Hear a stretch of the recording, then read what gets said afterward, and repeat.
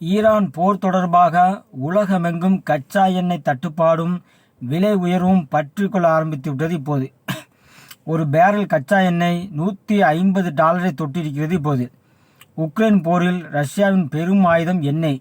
அதன் எண்ணெயும் எரிவாயும் ஐரோப்பாவுக்கு செல்லவில்லை. அமெரிக்கா கண்ட அரேபிய எண்ணெயை அதனை ஈடுகட்டிடுச்சு. அதே நேரம் ரஷ்யா எண்ணெய் இந்தியா சீனா என பாய்ந்ததால் சமநிலை ஒன்று விலையில் இருந்தது.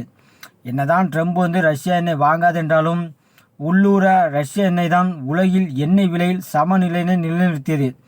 பிடன் அரசு இதனாலேயே ரஷ்ய எண்ணெயை தடுக்கவில்லை. இப்போது ஈரானால் ஏற்பட்டிருக்கும் அசாதாரணமான சூழல் உலக எண்ணெய் விலையினை எகிர வைக்க இலங்கை போன்ற நாடுகள் கதிகலங்கி நிற்கின்றனர்.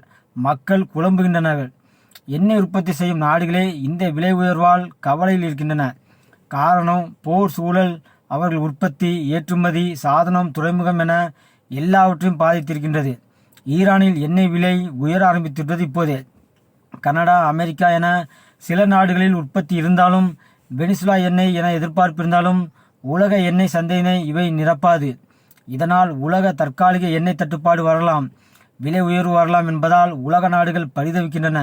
எல்லா நாட்டிலும் பதட்டம் தற்போது நிலவுகின்றன, கச்சா எண்ணெய் தட்டுப்பாடு வரும் என்று.